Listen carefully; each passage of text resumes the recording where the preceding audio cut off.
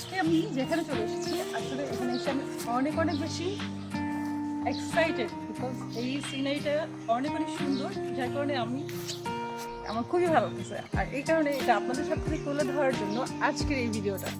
সবাই দেখতে থাকো। আমরা গাজীপুরের দিকে দেখেন, এত সুন্দর একদম গ্রামের একটা পরিবেশ, গ্রাম্য একটা পরিবেশ, খুবই ভালো লাগছে আমার কাছে অ্যাকচুয়ালি। সূর্য মামা উঁকি দিচ্ছে, সূর্য মামা আমাদের সাথে সাথে চাঁদ ওঠার সাথে সাথে একটা আছে। যাই হোক, সূর্য মামা আমাদের সাথে উঁকি দিচ্ছে। সূর্য মামা ডুবে যাবে, সেই জন্য সবাইকে জানান দিচ্ছে যে আমি ডুবে যাব, আমি চলে যাব তোমাদের জন্য, তোমাদের থেকে কিছুক্ষণের জন্য আমি অনেক দূরে চলে যাব।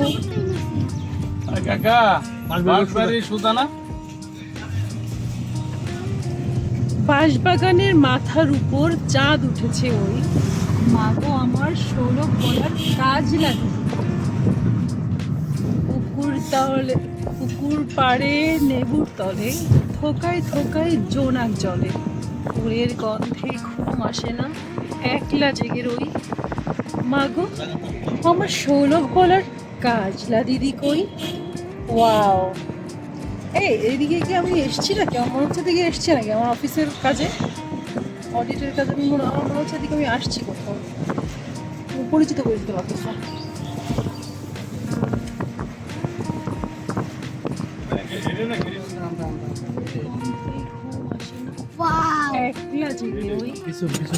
মাগো আমার 16 বলার কাজলা দিদি কই। এখন কত সুন্দর।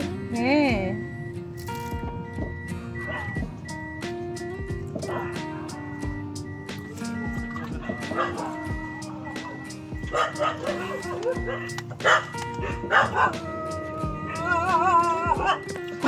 এটা আমার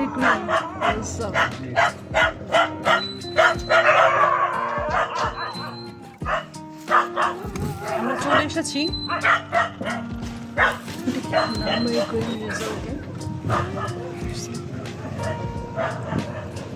গাড়ি কি ঢুকবে?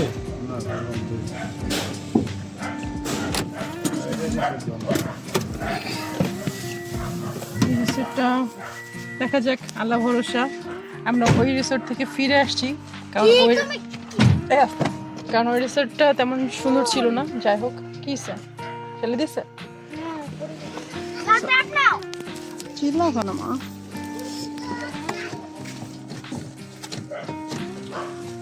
যাই হোক, এগুলো নাও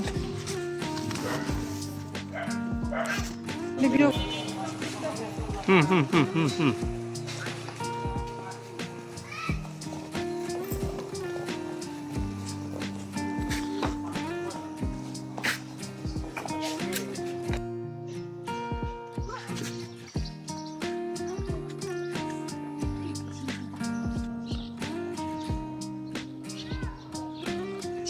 কেমন লাগলো অবশ্যই জানাবেন। আসলে মাঝে মাঝে আমাদের একটু সবারই ঘোরা উচিত।